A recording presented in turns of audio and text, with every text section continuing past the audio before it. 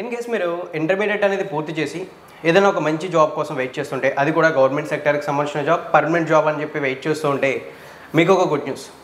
ఈ వీడియోలో మీకు నేను కేంద్ర ప్రభుత్వానికి సంబంధించినటువంటి ఒక పర్మనెంట్ జాబ్ నోటిఫికేషన్ డీటెయిల్స్ అయితే షేర్ చేయబోతున్నాను. దట్టు ఈ జాబ్స్కి ఇంటర్మీడియట్ క్వాలిఫికేషన్తో అప్లై చేయొచ్చు. ఎటువంటి అడిషనల్ క్వాలిఫికేషన్స్ అంటూ ఏమీ లేవు. సెలెక్ట్ అయితే ప్రతి నెల ఒక 35 నుంచి 36 వేల మధ్యలో శాలరీ అనేది రావడం అయితే జరుగుతుంది ఇనీషియల్గా. తర్వాత ప్రమోషన్స్ అవన్నీ బేస్ చేసుకుని శాలరీస్ అనేవి రెగ్యులర్గా హైక్ అవ్వడం జరుగుతూ ఉంటుంది. మీరు ఆంధ్రప్రదేశ్ వాళ్ళ ఉన్నా, తెలంగాణ వాళ్ళ ఉన్నా సరే ఈ జాబ్స్కి అప్లై చేయొచ్చు. Male candidates and female candidates అంటే అబ్బాయిలు అండ్ అమ్మాయిలు ఇద్దరు కూడా అప్లై అయితే చేసుకోవచ్చు. ఇక ఈ నోటిఫికేషన్ సంబంధించినటువంటి పూర్తి డీటెయిల్స్ ఏవైతే ఉంటాయో అవన్నీ కూడా స్టెప్ బై స్టెప్ క్లియర్గా ఈ వీడియోలో తెలుసుకుందాం. ఇన్ కేస్ మీకు ఇంటర్మీడియట్తో ఒక మంచి జాబ్ కావాలని మీరు అనుకుంటుంటే మీరు చేయాల్సింది ఏంటంటే వీడియోని అయితే ఎక్కడ కూడా స్కిప్ చేయకుండా ఎండింగ్ వరకు చూసి నోటిఫికేషన్ డీటెయిల్స్ అన్ని కూడా క్లియర్గా తెలుసుకోవాలి. ఒకవేళ ఏదైనా డౌట్ ఉందనిపిస్తే అప్పుడు కామెంట్ సెక్షన్లో కామెంట్ చేసి మీ డౌట్ని క్లారిఫై చేసుకోండి. డీటెయిల్స్ అయితే ఫస్ట్ ఆఫ్ ఆల్ పూర్తిగా తెలుసుకుని అప్లై అయితే చేయాలనుకుంటే లింక్స్ డిస్క్రిప్షన్లో అవైలబుల్గా ఉంటే అక్కడ క్లిక్ చేసి అప్లై చేయొచ్చు. ఇక మనం మెయిన్ డీటెయిల్స్లోకి అయితే వెళ్దాం. వన్స్ మెయిన్ డీటెయిల్స్లోకి వెళ్తే ఏదైతే ఈ జాబ్ నోటిఫికేషన్ ఉంది, ఈ నోటిఫికేషన్ మనకి government of India ministry of science and technology అండర్టేకింగ్లో ఉన్న సిఎస్ఐఆర్కి సంబంధించినటువంటి Indian institute of toxicology research నుంచి రావడం అయితే జరిగింది. అండ్ ఆల్సో ఈ నోటిఫికేషన్ సంబంధించినటువంటి ఇంపార్టెంట్ డేట్స్ అనేవి చూస్తే ఈ జాబ్ నోటిఫికేషన్ రిలీజ్ అయింది చూసుకుంటే మనకి 17th ఫిబ్రవరి అంటే ఈ నెల 17వ తారీఖు. అండ్ ఆల్సో అప్లికేషన్స్ కూడా ఆన్లైన్లో సేమ్ డేట్ నుంచి తీసుకుంటున్నారు. ఇక అప్లై చేయడానికి లాస్ట్ డేట్ అనేది చూసుకుంటే మనకి 19th మార్చ్ అని చెప్పి మెన్షన్ చేశారు. అంటే వచ్చే నెల 19వ తారీఖు లాస్ట్ డేట్గా మెన్షన్ చేశారు. అంటే అరౌండ్ ఒక 1 మంత్ టైం ఇచ్చారు. ఈలోపు ఇంట్రెస్ట్ ఉన్న క్యాండిడేట్స్ ఎవరైనా ఉన్నట్లయితే డిస్క్రిప్షన్లో లింక్స్ ఉంటే అక్కడ క్లిక్ చేసి అప్లై చేయొచ్చు. ముందుగా నోటిఫికేషన్ డీటెయిల్స్ని తెలుసుకోండి. వన్స్ నోటిఫికేషన్ డీటెయిల్స్లోకి వెళ్తే ఈ నోటిఫికేషన్ మనకి టోటల్గా 10 పోస్టులు అయితే ఉన్నాయి. ఈ 10 పోస్టులు కూడా మనకి డిఫరెంట్ కేటగిరీలకు సంబంధించినవి కాదు. ఈ 10 పోస్టులు కూడా మనకి ఒకే పోస్టు. ఆ పోస్ట్ నేమ్ చూసుకుంటే జూనియర్ సెక్రటరీ అసిస్టెంట్. బట్ ఇక్కడ మనకి 3 కాలమ్స్లో ఎందుకు ఇచ్చారని చెప్పేసి మీకు డౌట్ అయితే రావచ్చు. ఫ్రెండ్స్, ఇవి మనకి నోటిఫికేషన్లో ఉన్న పోస్ట్ అన్నీ కూడా జూనియర్ సెక్రటరీ అసిస్టెంట్ పోస్టులే. బట్ ఇవి మనకి general category, finance and accounts department, stores and purchase department అని చెప్పేసి డిపార్ట్మెంట్ వైజ్ అయితే డివైడ్ అయ్యాయి. కానీ ఇవన్నీ కూడా ఒకే పోస్టు, జూనియర్ సెక్రటరీ అసిస్టెంటే. అండ్ ఆల్సో ఈ జాబ్స్కి అప్లై చేయడానికి సేమ్ ఎడ్యుకేషన్ క్వాలిఫికేషన్, సెలెక్ట్ అయిన వాళ్ళకి కూడా అందరికీ ఒకే విధంగా శాలరీ ఉంటుంది. ఏజ్ లిమిట్స్ కూడా ఒకటే. బట్ ఇక్కడ డిపార్ట్మెంట్స్ మాత్రమే మారుతున్నాయి. ఫస్ట్ ఆఫ్ ఆల్ మనం జూనియర్ సెక్రటరీ అసిస్టెంట్ జనరల్కి చూసుకుంటే 6 పోస్టులు ఉన్నాయి. Junior secretary assistant finance and అకౌంట్స్కి చూసుకుంటే 2 పోస్టులు ఉన్నాయి. ఫైనల్గా junior secretary assistant stores and పర్చేస్కి సంబంధించి చూస్తే 2 పోస్టులు ఉన్నాయి. టోటల్గా అయితే 10 పోస్టులు. మనం సింపుల్గా జూనియర్ సెక్రటరీ అసిస్టెంట్కి ఒక 10 పోస్టులు ఉన్నాయని చెప్పి ఫిక్స్ అయితే సరిపోతుంది. అయితే ఈ పోస్టులు ఏవైతే ఉన్నాయో వీటికి అప్లై చేయడానికి సంబంధించిన ఎడ్యుకేషన్ క్వాలిఫికేషన్స్ని క్లియర్గా అబ్జర్వ్ చేసినట్లయితే, అంటే కనీసం ఉండవలసినటువంటి విద్యార్హతలు అండ్ అడిషనల్ క్వాలిఫికేషన్స్ ఏముంటాయి అవి అనేది క్లియర్గా అబ్జర్వ్ చేసినట్లయితే ఇక్కడ మనకి మెన్షన్ చేసింది ఏంటంటే minimum education qualification of 10+2 or 12th or its equivalent and proficiency in computer type speed of 35 words per minute in English or 30 words per minute in Hindi అని చెప్పేసి మెన్షన్ చేశారు. సో ఇప్పుడు ఇక్కడ నేను చదివిన డీటెయిల్స్ని క్లియర్గా మీకు అర్థమయ్యేలా చెప్పాలంటే మీరు ఈ జాబ్స్కి ఇంటర్మీడియట్ క్వాలిఫికేషన్తో అప్లై చేయొచ్చు. ఇంటర్మీడియట్లో ఎంపీసీ చేసామా లేదా సిఈసీ చేసామా అనే ప్రాబ్లం లేదు. ఏ గ్రూప్తో అయినా సరే మీరు అప్లై అయితే చేసుకోవచ్చు. దానితో పాటు ఇంటర్మీడియట్ ఈక్వల్ క్వాలిఫికేషన్ అయినటువంటి డిప్లొమా కానీ లేదా ఇంకా ఏదైనా ఈక్వల్ క్వాలిఫికేషన్స్ ఉంటే ఇంటర్మీడియట్తో వాటితో కూడా అప్లై చేయొచ్చు. ఇన్ కేస్ మీరు డిప్లొమాతో అప్లై చేయాలన్నప్పుడు మేము సివిల్ చేసాం, ఎలక్ట్రికల్ చేసాం అనే రెస్ట్రిక్షన్స్ లేవు. మీరు ఎనీ బ్రాంచ్ నుంచి అయినా సరే డిప్లొమా చేస్తుంటే అప్లై అయితే చేసుకోవచ్చు. ఆ విషయం గుర్తుంచుకోండి. దానితో పాటు మెన్షన్ చేసిన ఇంకొక పాయింట్ ఏంటంటే ఇవి జూనియర్ సెక్రటరీ అసిస్టెంట్కి సంబంధించినటువంటి పోస్టులు కాబట్టి వీటికి టైపింగ్ అయితే వచ్చి ఉండాలని చెప్పారు. ఆ టైపింగ్ స్పీడ్స్ అనేవి చూసుకుంటే 35 words per minute అనేది ఇంగ్లీష్లోని లేదా 30 words per minute అనేది హిందీలోని. అయితే చాలామంది 2 లాంగ్వేజ్లో టైప్ చేయాలని అనుకుంటారు. ఫ్రెండ్స్, ఏదో ఒక లాంగ్వేజ్లో టైప్ చేస్తే సరిపోతుంది. అది మీరు ఇంగ్లీషా లేదా హిందీ అనేది మీరు చూస్ చేసుకోవాలి. ఇన్ కేస్ మీరు హిందీ చూస్ చేసుకుంటే 35 పదాలు అనేది ప్రతి నిమిషానికి టైప్ చేయాలి కంప్యూటర్ కీబోర్డ్ మీద.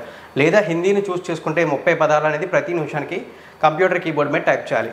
ఇవైతే మనకి క్వాలిఫికేషన్ సంబంధించిన డీటెయిల్స్. ఇక ఏజ్ లిమిట్స్ విషయంలోకి వెళ్తే ఇక్కడ మనకి 28 years అని చెప్పారు. ఈ 28 years అనేది చూసుకుంటే అప్ టు అంటే 28 years వరకు జాబ్స్కి అప్లై చేయొచ్చు ఇంట్రెస్ట్ ఉన్న క్యాండిడేట్స్. ఈ 28 years ఏదైతే ఉందో ఇది ఓన్లీ జనరల్ కేటగిరీ అభ్యర్థులకు మాత్రమే అప్లికేబుల్ అవుతుంది. రిజర్వ్డ్ కమ్యూనిటీస్ ఎవరైతే ఉంటారో వాళ్ళకి గవర్నమెంట్ ఆఫ్ ఇండియా రూల్స్ ప్రకారం వాళ్ళ కమ్యూనిటీకి రిజర్వ్ చేసిన ఏజ్ రిలాక్సేషన్స్ అనేవి అప్లికేబుల్ అవుతాయి. ఫర్ ఎగ్జాంపుల్ ఓబీసీ క్యాండిడేట్స్కి చూసుకుంటే 3 years age relaxation, person with bench mark disability వాళ్ళకి చూసుకుంటే 10 years ఏజ్ రిలాక్సేషన్, దానితో పాటు ఎస్సీ ఆర్ ఎస్టీ కేటగిరీకి సంబంధించి చూసుకుంటే 5 years ఏజ్ రిలాక్సేషన్ అనేది అప్లికేబుల్ అవుతుంది ఇఫ్ వాళ్ళకి కేటాయించిన పోస్టులు అనేవి నోటిఫికేషన్లో అవైలబుల్గా ఉంటాయి. ఏదైతే జనరల్ కేటగిరీ వాళ్ళకి మ్యాక్సిమం ఏజ్ లిమిట్ మెన్షన్ చేస్తారో దానికి ఈ ఏజ్ రిలాక్సేషన్ ఏదైతే ఇస్తారో దాన్ని యాడ్ చేసుకుని ఆ కమ్యూనిటీ కేటగిరీ వాళ్ళు అప్లై చేసుకుంటే సరిపోతుంది. And also minimum age mention చేయలేదని మీరు కంగారు పడవచ్చు. మినిమం ఏజ్ చూసుకుంటే 18 సంవత్సరాలు ఉండాలి. మీకు ఇంటర్మీడియట్ కంప్లీట్ అయ్యి 18 సంవత్సరాలు ఉంటే మీరు నిరభ్యంతరంగా జాబ్స్కి అప్లై చేయొచ్చు. మేల్ క్యాండిడేట్ అయినా ఫిమేల్ క్యాండిడేట్ అయినా ఎటువంటి ప్రాబ్లం అయితే లేదు.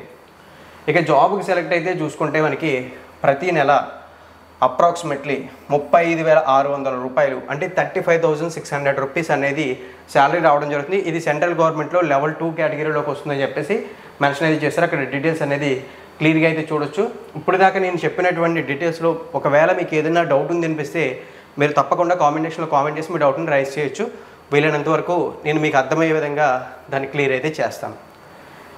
అయితే ఇప్పటి వరకు మనం పోస్ట్కి సంబంధించినటువంటి అన్ని డీటెయిల్స్ తెలిసేసుకున్నాం. ఇప్పుడు మనం సెలక్షన్ ప్రాసెస్ గురించి మాట్లాడదాం.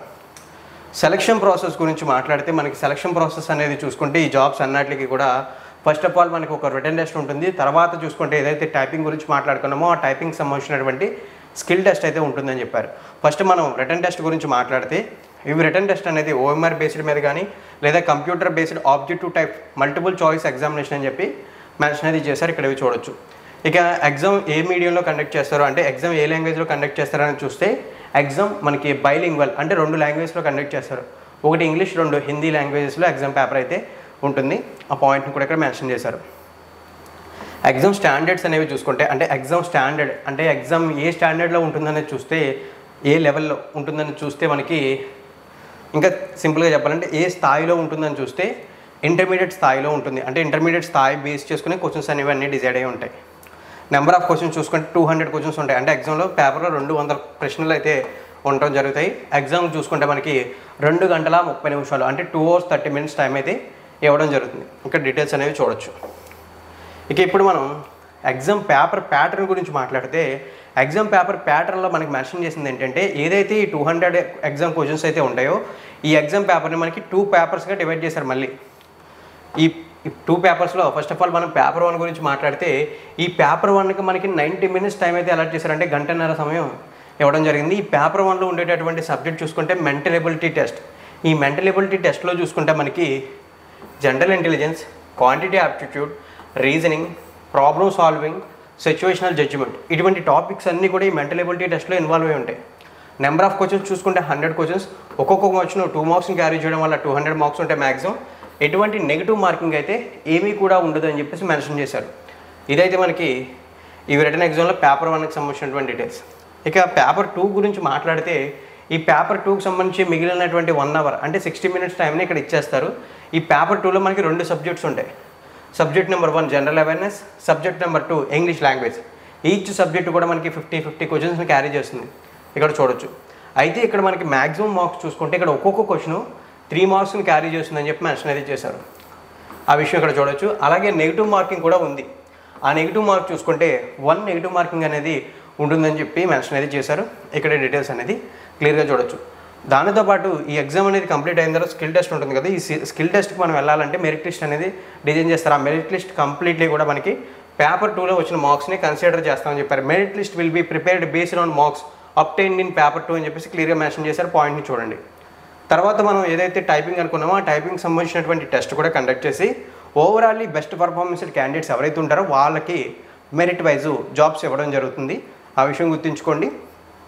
ఇక్కడ మొత్తం మనకి డీటెయిల్స్ అన్నీ చాలా సింపుల్గా క్లియర్గా మెన్షన్ అయితే చేశారు. ఇక ఇప్పుడు మనం ఈ జాబ్ నోటిఫికేషన్ ఫైనల్ డీటెయిల్స్లోకి వచ్చేస్తే ఫైనల్ డీటెయిల్స్లో మనకి మెన్షన్ చేసినటువంటి పాయింట్ ఏంటంటే ఏదైతే ఈ జాబ్స్ ఉన్నాయో ఈ జాబ్స్కి అప్లై ప్రాసెస్ కంప్లీట్లీ ఆన్లైన్లోనే ఉంటుంది. ఆల్రెడీ మనం ఆన్లైన్ అప్లైకి సంబంధించినటువంటి ఇంపార్టెంట్ డేట్స్ మాట్లాడుకున్నాం. February 17 నుంచి స్టార్ట్ అయ్యి అప్లై ప్రాసెస్ March 19తో ఎండ్ అయిపోతుందని చెప్పేసి అదే డీటెయిల్స్ మళ్ళీ అగైన్ మెన్షన్ చేశారు. అయితే అప్లై చేసే టైంలో మనం 500 rupees non refundable application fee pay చేయాలి. అంటే 500 రూపాయలు మళ్ళీ తిరిగి చెల్లించిన విధంగా అప్లికేషన్ ఫీజు పే చేయాలి. అంటే ఇన్ కేస్ మీరు ఎగ్జామ్ రాయకపోయినా ఎగ్జామ్ అటెంప్ట్ అవ్వకపోయినా మీకు అమౌంట్ అనేది వన్స్ పే చేస్తే రిటర్న్ అయితే అవ్వదు అని చెప్పేసి మెన్షన్ చేశారు. ఈ 500 రూపాయల అప్లికేషన్ ఫీజు చూసుకుంటే general category, OBC category and economical weaker section category candidates pay చేయాలి. Remaining category candidates like SC, ST, person with benchmark disability, women candidates, CSR employees, ex servicemen, వీళ్ళు ఎవరైతే ఉంటారో వీళ్ళు ఎటువంటి అప్లికేషన్ ఫీజు పే చేయకుండానే ఈ జాబ్స్కి interest ఉంటే అప్లై అయితే చేయొచ్చు అని చెప్పి మెన్షన్ చేశారు. సో ఫ్రెండ్స్, రీసెంట్గా ఏదైతే మనకి ఈ జాబ్ నోటిఫికేషన్ రిలీజ్ అయిందో సిఎస్ఐఆర్ అండర్టేకింగ్లో ఉన్నటువంటి Indian institute of toxicology research, ఆ రిక్రూట్మెంట్కి సంబంధించినటువంటి ఫుల్ డీటెయిల్స్ అయితే ఇవి. మీకు అర్థం అవ్వాలని చెప్పి కాస్త క్లియర్గా ఎక్స్ప్లెయిన్ చేయడానికి ట్రై చేశాను. ఇన్ కేసు అర్థం కాకపోతే ఎక్కడైనా ప్రాబ్లమ్స్ ఉంటే కామెంట్ సెక్షన్లో కామెంట్ చేయండి. మీకు ఏమైనా డౌట్స్ ఉన్నా సరే కామెంట్ సెక్షన్లో కామెంట్ చేయండి. ఓవరాల్లీ నా ఎక్స్ప్లెనేషన్ బాగుందనిపిస్తే లైక్ చేసి సపోర్ట్ చేయడంతో పాటు వీలైతే మీ ఫ్రెండ్స్కి ఇన్ఫర్మేషన్ షేర్ చేయండి.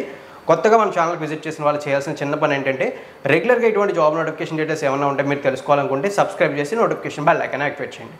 థ్యాంక్ యూ ఫ్రెండ్స్, వీడియోని ఎండింగ్ వరకు వాచ్ చేసి సపోర్ట్ అయితే చేస్తున్నాను.